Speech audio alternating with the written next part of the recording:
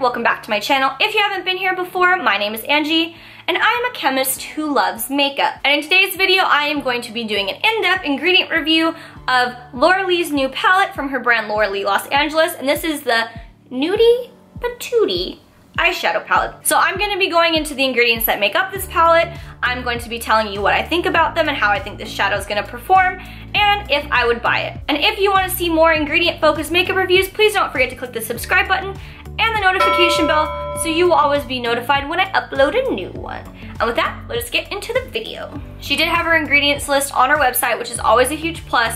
She did it a little differently from the last palette. In the last palette, she gave all the list of ingredients for individual shadows or groups of shadows, and this one is just one big bulk ingredients list, which is fine. A lot of companies do this, not a big deal. And the first two ingredients are talc and mica. So this is a mixture of a talc and mica based product. I don't know how much in it of which. All I know is that there's going to be more talc than there is mica. So for reference, Anastasia is primarily mica based. I don't believe I've seen talc in their eyeshadows. So that is why their eyeshadows are extremely pigmented. This is great if you're someone who wants to build up color, but if you tend to be heavy-handed, this is gonna make it harder to blend away. No matter how blendable the eyeshadow is, it's still easier to start off with little and then build up than it is to have to take away. Drugstore eyeshadows a lot of times are just talc based and maybe have little to no mica, and a lot of times with these kind of eyeshadows you'll find them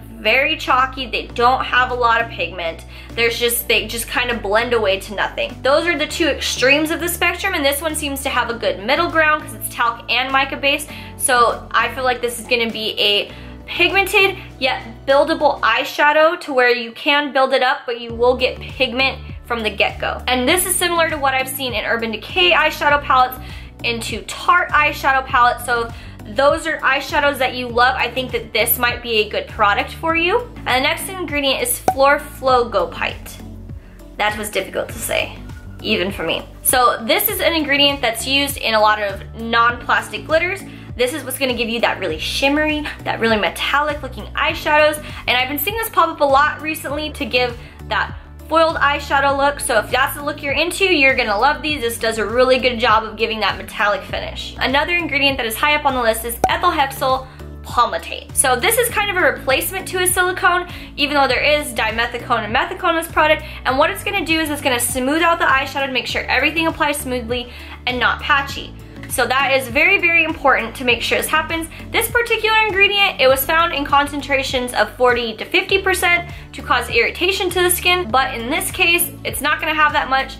I don't think any cosmetics do, but I just thought it was worth mentioning because that was an interesting fact about this particular ingredient. There's no products that are gonna have it at that concentration. So the next ingredient is Boron Nitride, and this is gonna make it adhere to the skin better, and it's gonna help it apply smoothly. You don't want your eyeshadow getting everywhere. You want it to stay in place. So the next ingredient is Laurel Lysine. And this is gonna be a binder in the eyeshadow, so it's gonna make sure you don't have a lot of kick up. It's not gonna be too powdery, so you're not gonna be wasting a ton of product when you're using it. And Laura Lee misspelled Laurel Lysine on the ingredients list on the website. If you Google this ingredient spelled how it is, it's gonna autocorrect to the correct one, but sometimes if there's a misspelling, it may not be able to catch it and someone might not know what this ingredient actually is, or it could look like it's a whole different other ingredient. So I would recommend proofreading. I'm hoping that it's actually spelled right on the package. And I checked out all of the colorants to make sure they were meant for use in the eyes. They did not explicitly say do not use in the eyes. In fact, I think all of these said that these are specifically okay to use in eye cosmetics, and not every company does that. So, you know, sometimes you gotta check this stuff out. So overall, if I was in the market for a new neutral eyeshadow palette and I was a big Laura Lee fan and I really wanted to buy something from her, I would say go for it, buy this. Like I said before, I don't think it's gonna be the most pigmented eyeshadow you've ever seen, but I think it is gonna be pigmented. I think it is gonna be buildable. I don't think you're gonna get a lot of kick up, and I think it's gonna go on smoothly and not patchy. So if you like this video and you wanna see more ingredient focused makeup reviews, don't forget to hit the like button so I know that you want to see more of these type of videos, and click the subscribe button and the notification bell so you will always be notified when I upload a new one. And with that, I will see you in my next video. Bye!